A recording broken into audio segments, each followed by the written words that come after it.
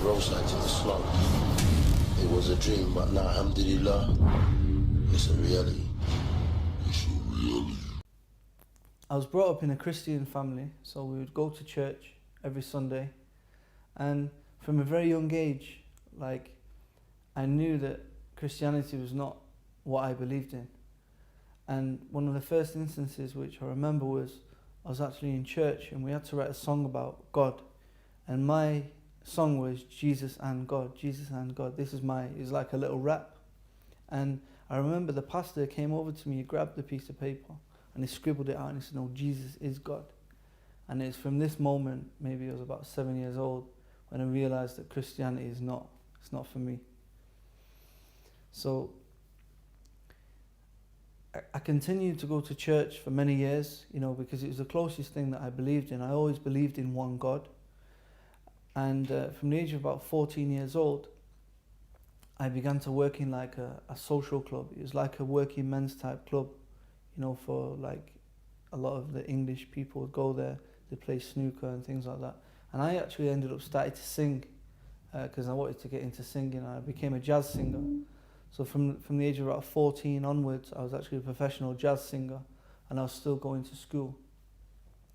Now, my parents decided that they didn't want me to go to a local school because it was quite a white area, there's a lot of racist people there as well. Plus the education wasn't that good in that area, so they sent me to the other side of Manchester, to Hume.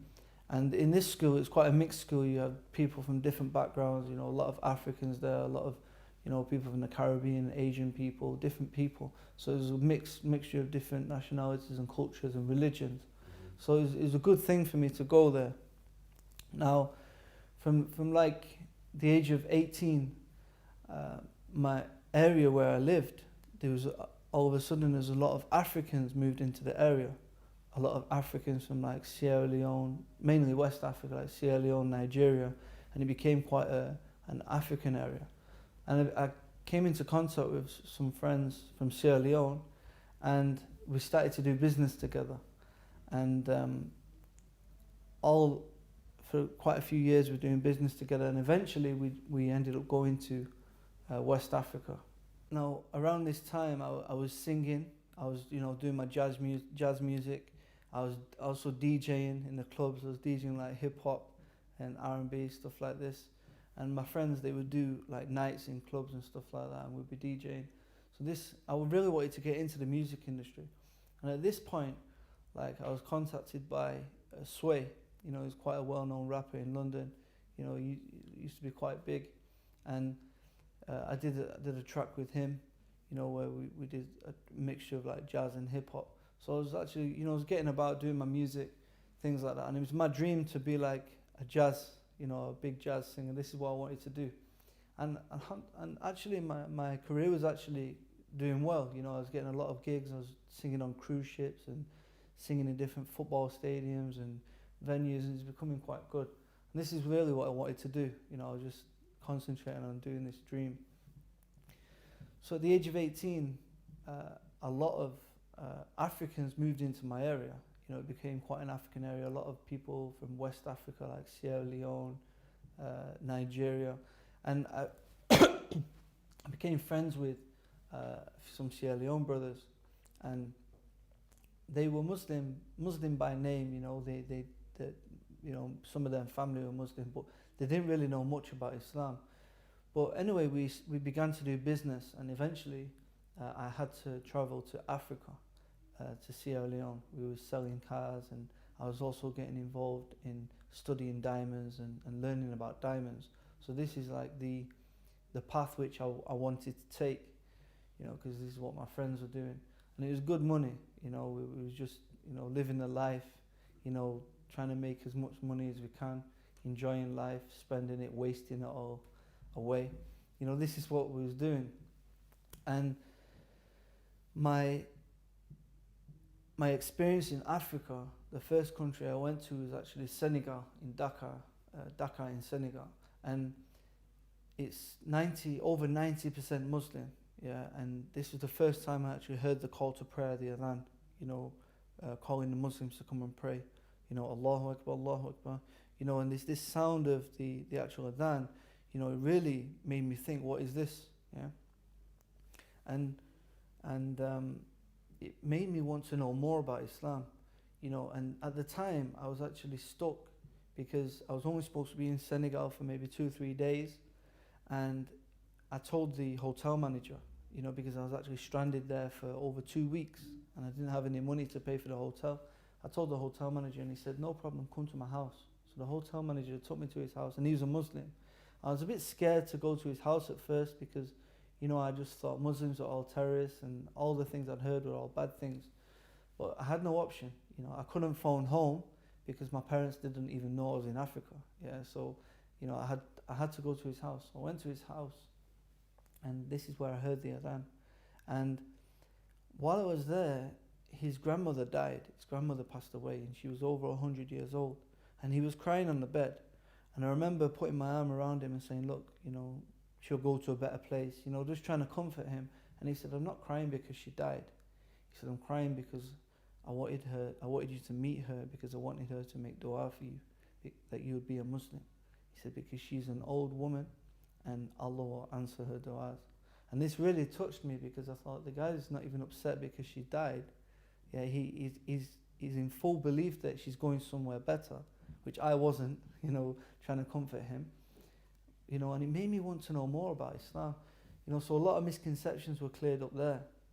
So this was like the beginning of me looking into Islam, you know, to start to look just for interest, just because I wanted to know what these Muslims believe, because they're nice people. So over the years, I actually moved on to Sierra Leone. We was getting involved in business and things like this. And it was actually like, for many years, like my friends, they would go to certain people in Sierra Leone who was dealing with witchcraft.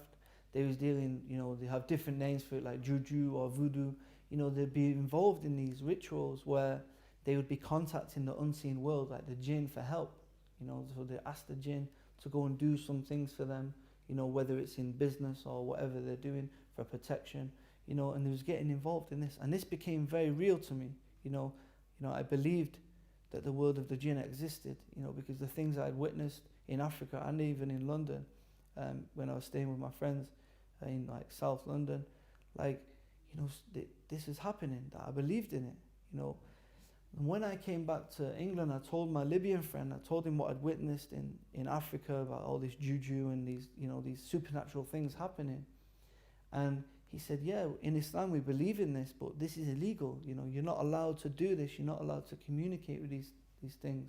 It's illegal in Islam.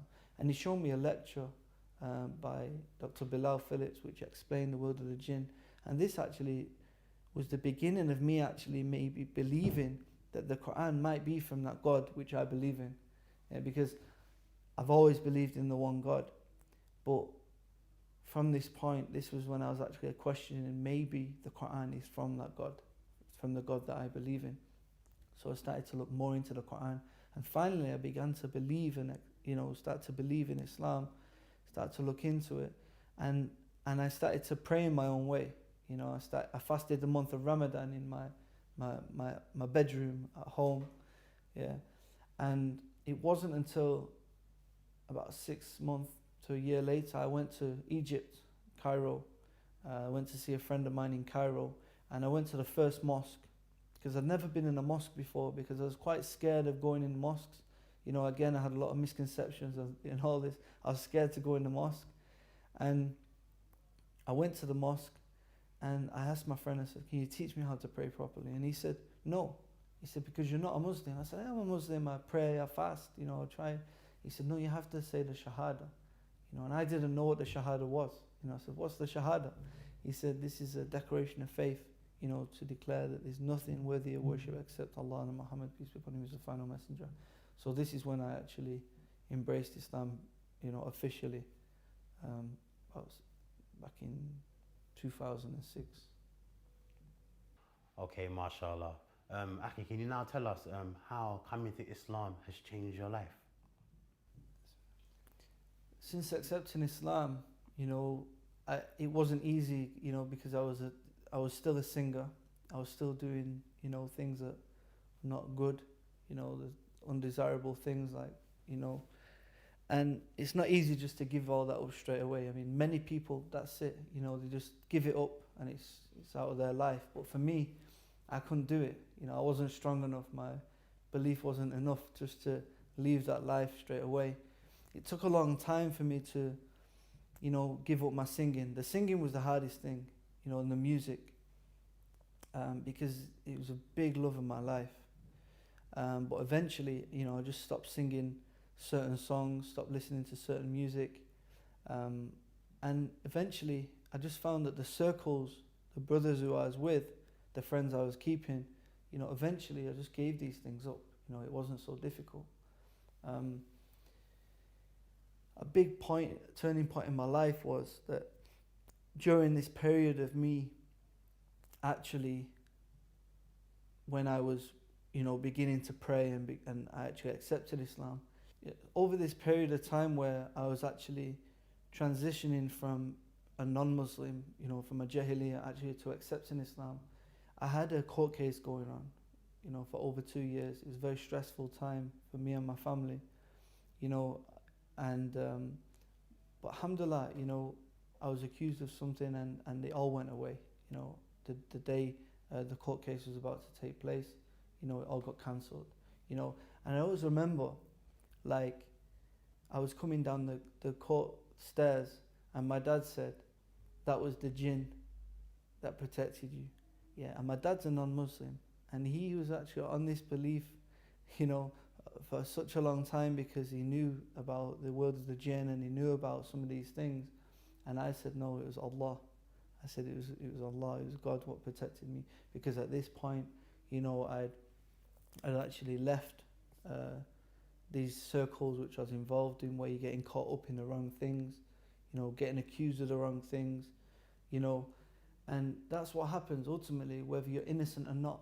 You know, if you've got the wrong company, you're gonna get dragged into these things, you know. So this is the importance of Islam, where, you know, you are who your friends are, you know. So for me, you know, over this transition period, I just backed off from certain friends, you know, and started to spend more time in the mosque, you know, especially like Ramadan, you know, we had Ramadan, you know, spending time with the brothers, spending a lot of time just learning, you know. YouTube helped, you know, there's a lot of lectures and things on there, but it's about just taking time away. You know, you have to distance yourself from certain people and actually move on with your life, you know, but it takes time. It wasn't easy when I first became a Muslim. You know, my parents, they didn't like it, they was worried, you know, they just thought I was becoming a terrorist. But now they acknowledge that I've become a better person. You know, I've seen them been asked many times about me, and they said that I'm definitely a better person now than I was. You know, I'm hoping that I'm a better son and a brother than I was before. But I've become more involved in the community by, you know, telling people about Islam, actively involved in dawah, telling people about Islam, doing talks in the universities and different things like this. And I've also since gone back to Africa. Yeah, because Africa, you know, I have a big love for Africa because it's where I first heard the Adhan. It's where I first, you know, started to understand the world, the unseen world, and it's also where I took my Shahada in Egypt, you see. So I decided that I'm going to go back to Africa, and a few years ago I set up my own charity called Volunteers Sierra Leone, where we're actually now responsible for 65 Muslim schools around Sierra Leone. You know, so now this is actually, we're in the process of preparing volunteers to actually go back to Africa and actually help the Muslims and the non-Muslims with education, because education is the key. You know, if you look at the people what was living in my parents' area, you know, what I was telling you about before, you know, where the education is bad.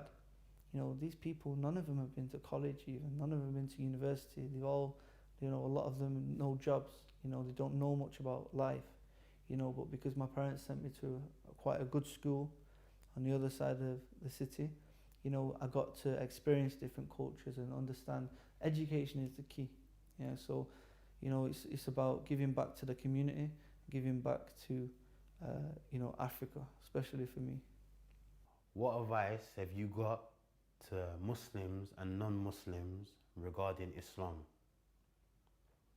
The advice that I'll give to non-Muslims is just open your heart and sincerely look into the religion of Islam. Yeah, you know, read the Quran with an open heart and just see what you think.